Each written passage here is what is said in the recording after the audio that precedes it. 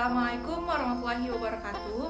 Perkenalkan, nama saya Nina Hidayatunisa, NPM 1940401085, lokal C7 Manajemen. Di video kali ini saya akan membahas tentang apa itu AMDAL, fungsi AMDAL, dan contoh kasus yang berkaitan dengan AMDAL atau analisis mengenai dampak lingkungan. Berdasarkan Peraturan Menteri Lingkungan Hidup Nomor 38 Tahun 2019 mengenai AMDAL adalah kajian mengenai dampak penting suatu usaha dan atau kegiatan yang direncanakan pada lingkungan hidup yang diperlukan bagi proses pengambilan keputusan tentang penyelenggaraan usaha dan atau kegiatan usaha. Kegiatan yang dimaksudkan dalam untuk kegiatan AMDAL ini adalah segala bentuk aktivitas yang dapat menimbulkan perubahan terhadap lingkungan hidup serta dapat menyebabkan dampak terhadap perubahan lingkungan hidup. Fungsi AMDAL. Fungsi AMDAL sangat esensial untuk izin pelaksanaan proyek. AMDAL yang ditaati dan ditepati akan menjamin keamanan lingkungan dan masyarakat. Berikut diantaranya fungsi AMDAL yang penting diketahui, yaitu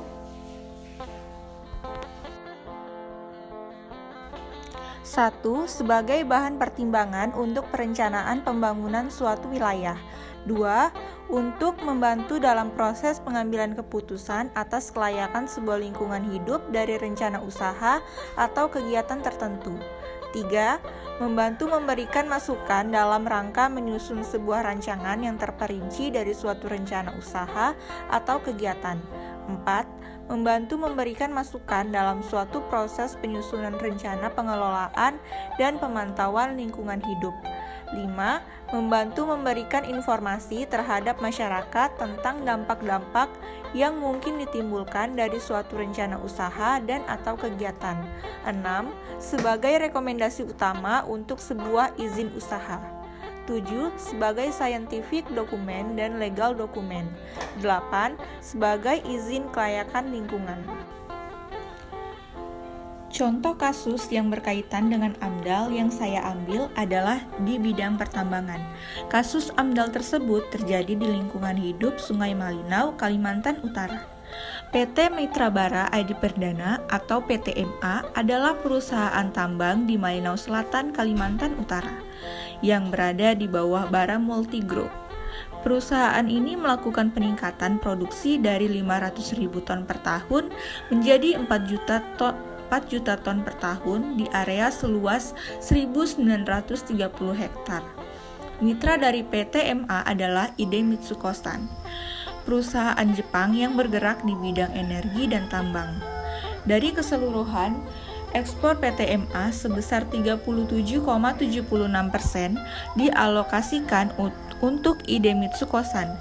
Idemitsu Kosan mengakuisisi saham PTMA sebesar 30% di tahun 2014 serta masuk dalam struktur kepengurusan perusahaan.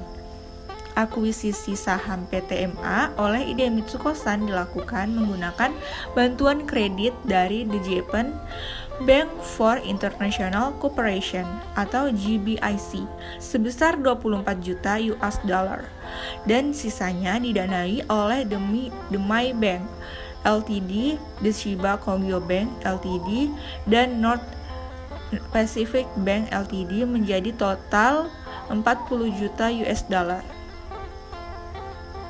Dilansir dari situs resminya, GBIC memberikan persetujuan untuk mendanai proyek akuisisi yang dilakukan oleh Idemitsu Kosan tertanggal pada 22 Desember 2016. Idemitsu Kosan memperbesar porsi akuisisinya terhadap PTMA guna mengamankan proporsi ekspor batubara untuk Jepang secara jangka panjang. Peranan dari Idemitsu Kosan di sini selain untuk memastikan adanya bagian batubara untuk konsumsi Jepang, juga sebagai perantara yang berfungsi untuk menjual batubara ke perusahaan-perusahaan energi Jepang. PTMA juga memiliki anak perusahaan tambang batubara bernama PT Bara Dinamika Muda Sukses atau PTBM yang juga beroperasi di Malinau Selatan. PTBM diakuisisi oleh PT-MA pada 2013 dengan kepemilikan saham lebih dari 99,99%. Adapun pelanggaran AMDAL yang dilaporkan perusahaan ini pada tahun 2019 yaitu 1. Perusahaan ini melakukan peningkatan produksi dari 500.000 ton per tahun menjadi 4 juta ton per tahun di area seluas 1.930 hektar. 2. Air Sungai Malinau warnanya berubah menjadi coklat dalam kurang lebih 10 tahun terakhir. Hal ini menyebabkan air tidak layak pakai untuk kegiatan sehari-hari seperti minum, mandi, mencuci, dan lain-lain. Tadinya Sungai Malinau ini dapat dimanfaatkan oleh warga sekitar. Oleh karena itu, banyak warga yang memutuskan untuk membuat sumur di rumah masing-masing, sedangkan sebagian lagi membeli air jika tidak mampu membuat sumur.